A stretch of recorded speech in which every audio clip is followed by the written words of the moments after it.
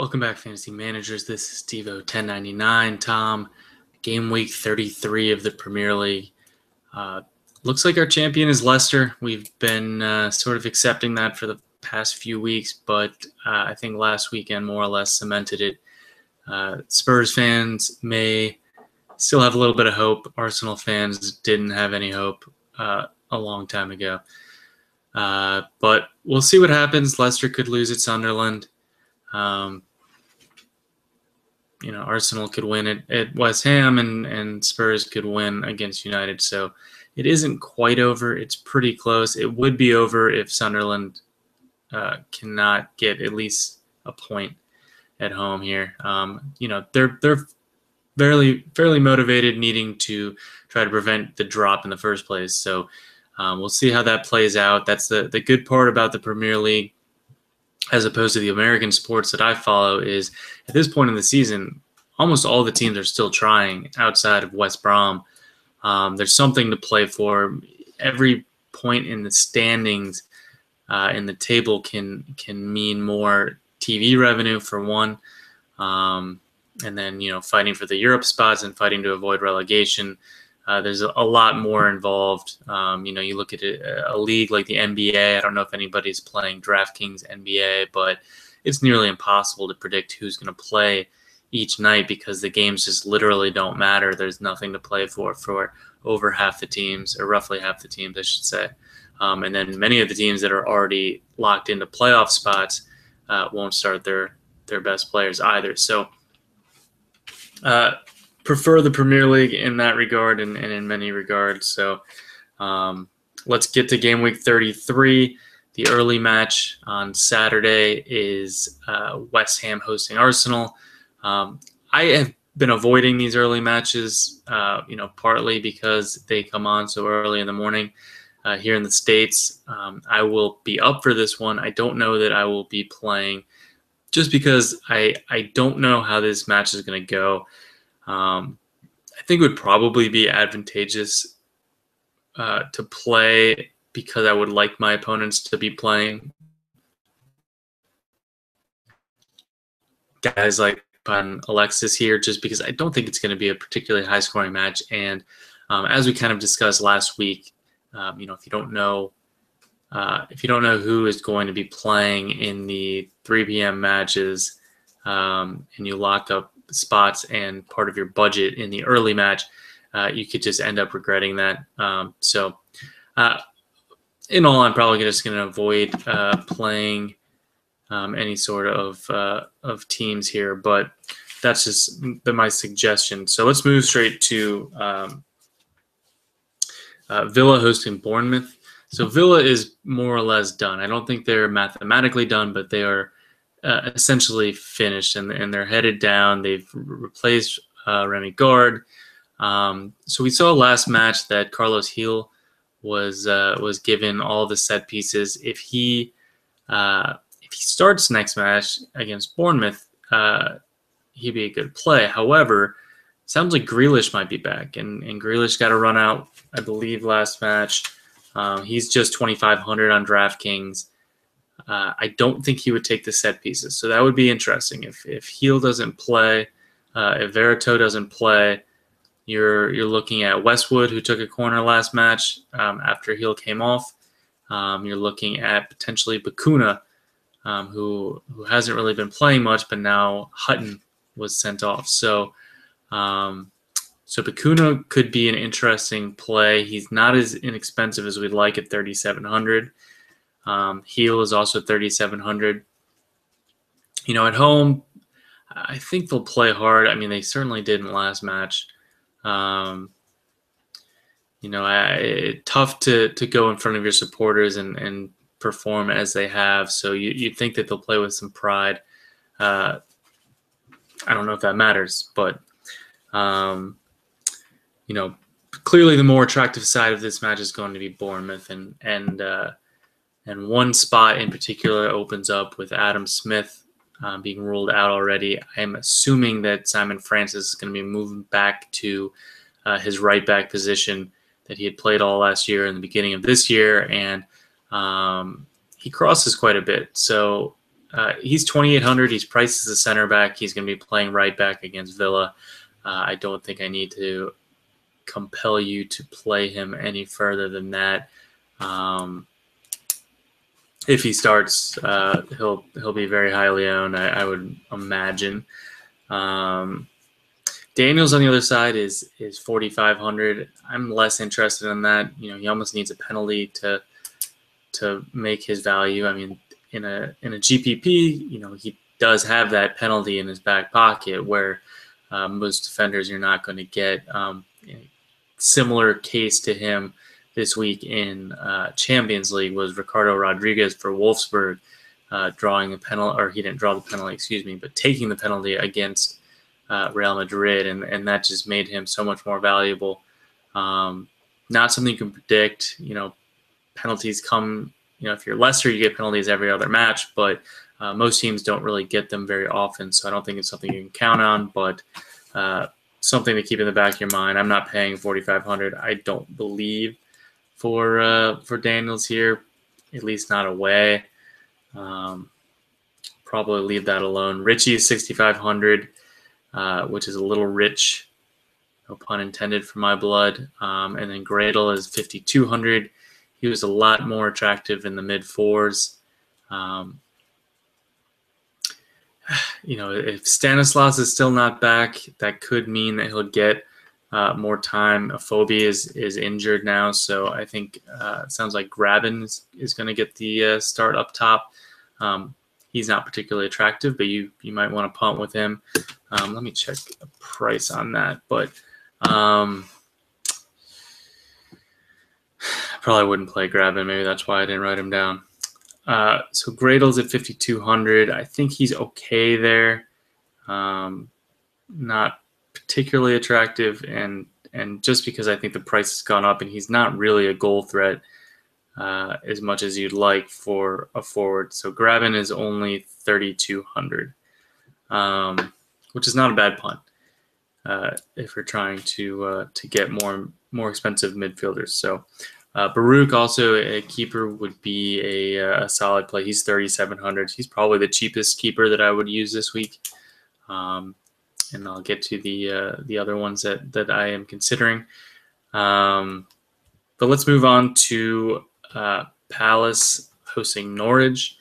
Palace has still not won this season. In 2016. Bolassi's back. He's been playing well. Sacco had a big match last match. Lots of crosses. We'll see if he starts again. The defensive left for Norwich is particularly weak, so if Sacco is out there on the right, or if Zaha is out on the right, you have to consider them. Zaha at 5,100, I probably would not take. Sacco at 3,700, I definitely would. Bolassi's 6,300. Cabaye is 6,200. I think Bolassi is definitely worth consideration.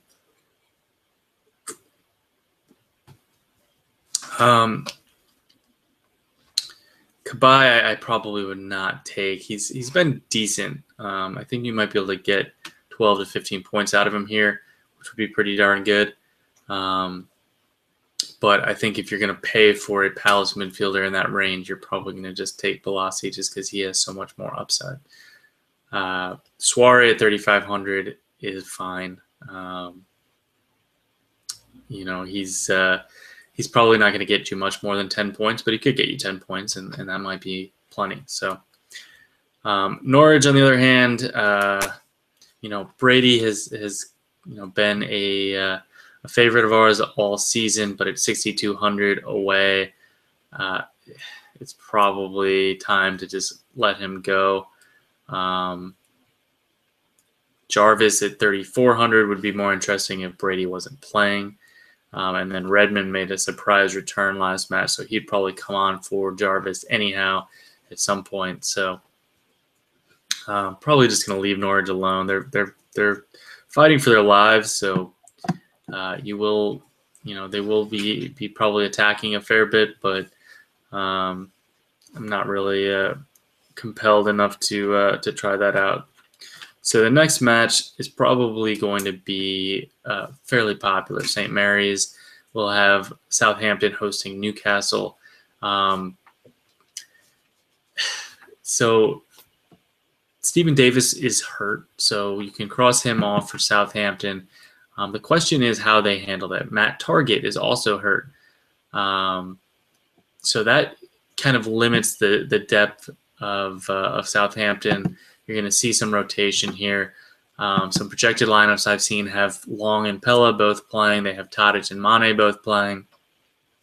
They have Bertrand and Cedric out on the fullbacks, and then Klasi and Wanyama, and then you've also potentially got Romeo there. You've potentially got James Ward-Prowse. So if Ward-Prowse plays at 3,300 and probably on at least right corners with Bertrand on left corners, he's probably a pretty solid play. Bertrand's a virtual lock. Cedric was decent last match as they were chasing the match against Leicester. Bertrand's 4,100. Cedric is 4,200. Forster at 4,300 is a pretty solid play. I don't really think Newcastle's all the way back. They've been playing a little bit better under Rafa Benitez, but not to the point that I'm going to be excited about using any of their players. Townsend is okay at 4,500. I don't hate that. John Joe Shelby at 5,200. I just don't think it's a great matchup at St. Mary's. I would potentially take Townsend just because Southampton will concede crosses, but they've tightened up on that quite a bit actually in the past probably 2 months. So I don't think it's a particularly attractive option. As far as attacking players for Southampton, I do like Long at 5,100. Pella is 5,300.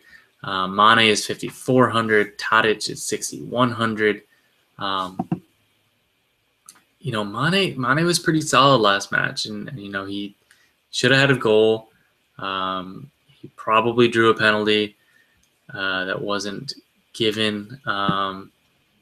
He still has a moderate floor. He's likely to take shots. He's likely to get a few fouls.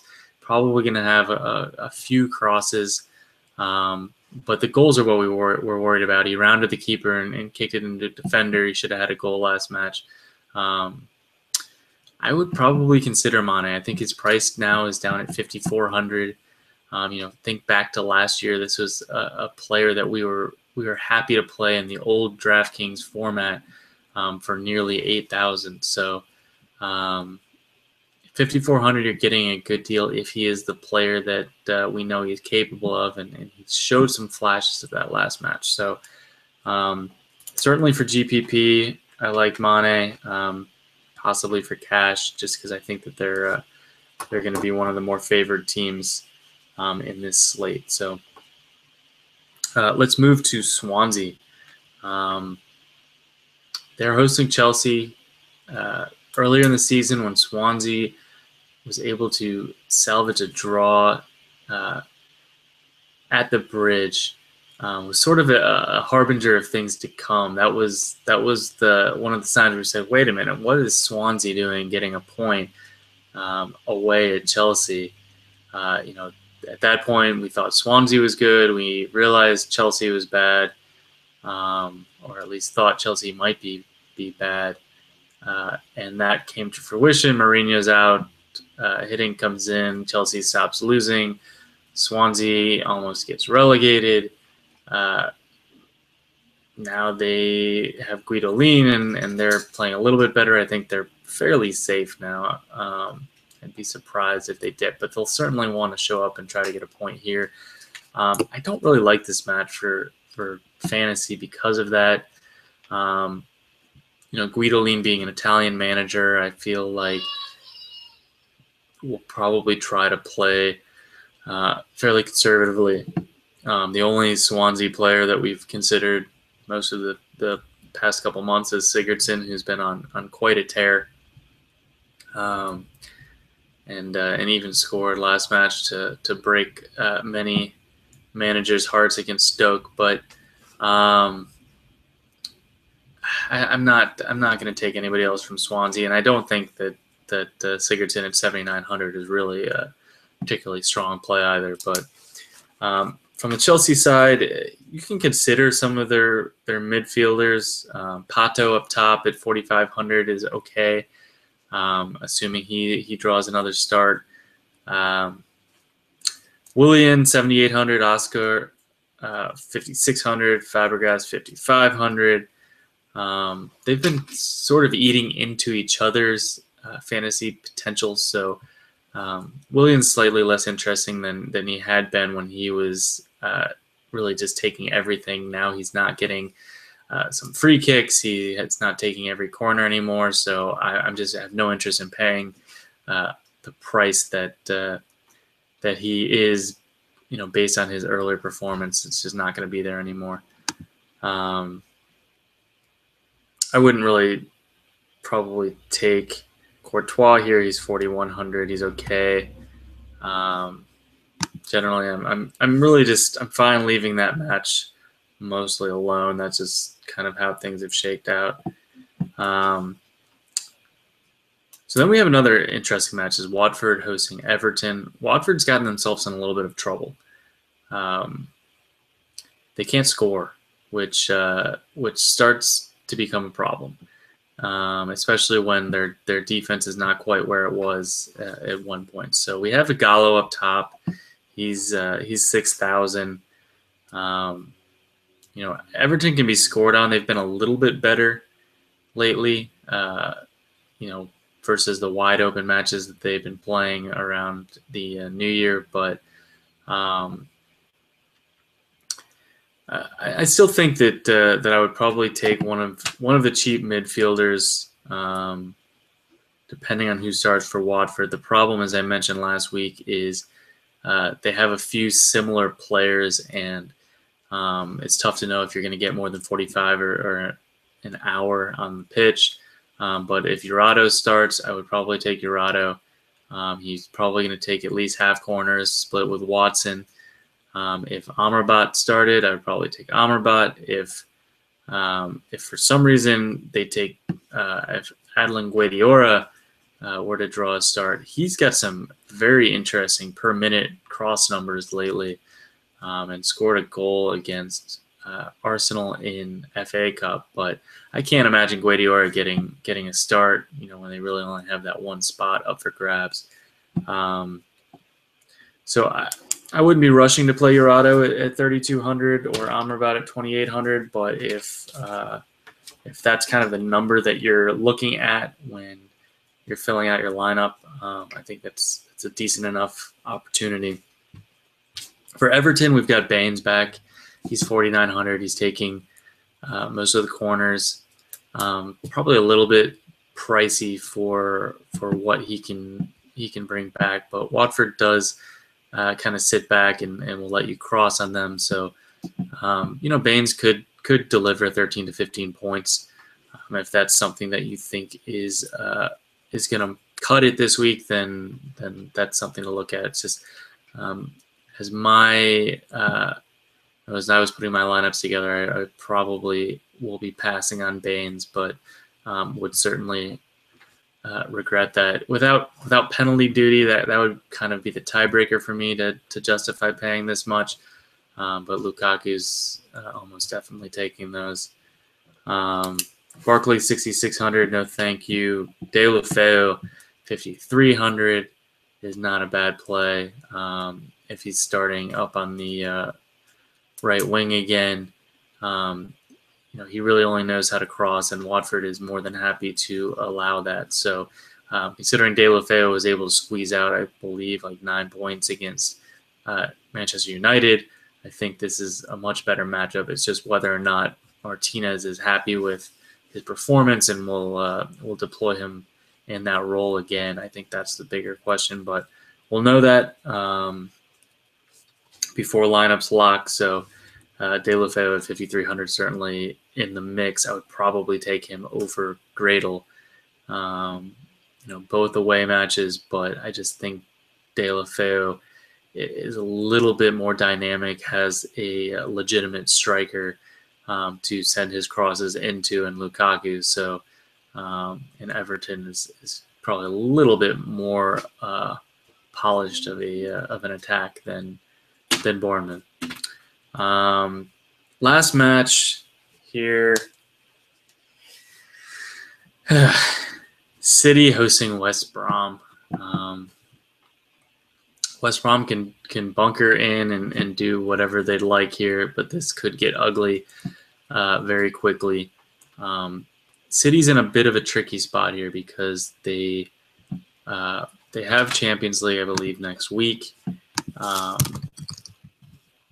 They find themselves in a very favorable position. Actually, they were able to.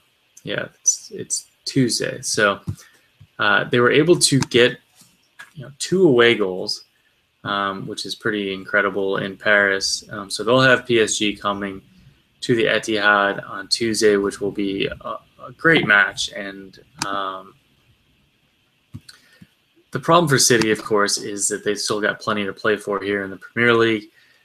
United is tailing them. West Ham is not too far back. And while they could go ahead and win the Champions League to guarantee their spot next season, I think a safer route would probably be just to go ahead and make sure that they can dispatch of West Brom here at home. So I don't think that they're going to necessarily sit any of their best players. The problem, of course, is they could. And we won't have those lineups in advance. So it becomes a bit of a tricky spot. So Clichy and Sagna started at fullback midweek in Paris. Kolarov has been out of favor for a while now. He could potentially start. Zabaleta, they could potentially give a start. So fullbacks become a little bit tricky. You'd have to leave enough room for Kolarov and then potentially be dropping all the way down to, a Clichy or a Zabaleta, which will burn some money. De Bruyne is 7,700, Navas 5,500, Silva 7,000, Aguero 8,800. So you could end up going if you play Aguero at striker, and they decide to use Bonnie, you're wasting $4,000. Wasting $4,000 is not a very good way to be profitable here, because you're almost going to have to play Bonnie, and you're going to have to play him at forward, and maybe you can upgrade one of your other spots. So I think that for that flexibility, you'd probably just have to take a number of City players so that you can mix and match once the final lineup comes out. And I think that actually wouldn't be the worst decision. Nasri got a bit of a run out last match. He got an assist. He didn't play in Paris. I'm speaking of last Saturday. And he's only 3,000. And what's interesting is we've not seen him in Draftkings since the new pricing came out. He took some corners. He took a fair amount of corners before. If he plays in Navas's spot, I kind of like Nasri. I can't imagine he goes more than 60, 70 minutes. But that should be more than enough against West Brom at 3,000. Again, if you prepare for him and Navas starts, you may not have 2,500. So this goes back to having just a number of spots for City players. I wouldn't be opposed to leaving both flex spots, maybe planning on Aguero and maybe another midfielder, and then seeing how it goes. It's a little bit risky because if you have Aguero, then you might have to drop all the way down to Bonnie, and then you have to come up with 4,000. So another way to do that would maybe be to plan for 2 out of 3 between Aguero, De Bruyne, and Silva. Have another midfield spot open to be able to pivot from Navas or Nasri. And then, you can always use defenders if needed to make things balance out. And then, of course, I'm forgetting about Joe Hart, who I believe will be in net. and is priced below Willie Caballero at 3,800 and is pretty much the clear-cut option at keeper. But I don't know how much work he's going to get. So will be tough for him to get saves. He's almost guaranteed to get a win. A clean sheet is probably a coin flip, as the bookies put it. So I will probably use Hart just because paying more for Forster doesn't necessarily seem like a better option. And I'm fine paying for a win and hoping for a clean sheet, or if not a clean sheet, a few saves. So that's pretty much it for Saturday. I think it's a pretty decent slate. There's a few different directions you can go. Clearly City and Southampton are going to be the teams that you're going to overweight. Villa and Bournemouth, you could use some Bournemouth, you could use Palace. And I could be completely wrong about Chelsea, and they could score 2 or 3 goals too. So keep an eye on our Twitter at FFBackers. We've got Ben Dinnery's article is up already, which is always very informative. Kieran will be around Friday for the press conferences, and hopefully you can go and win some money. If you have any questions, let us know, and we'll catch you next week. This is Fantasy Football Backers signing off.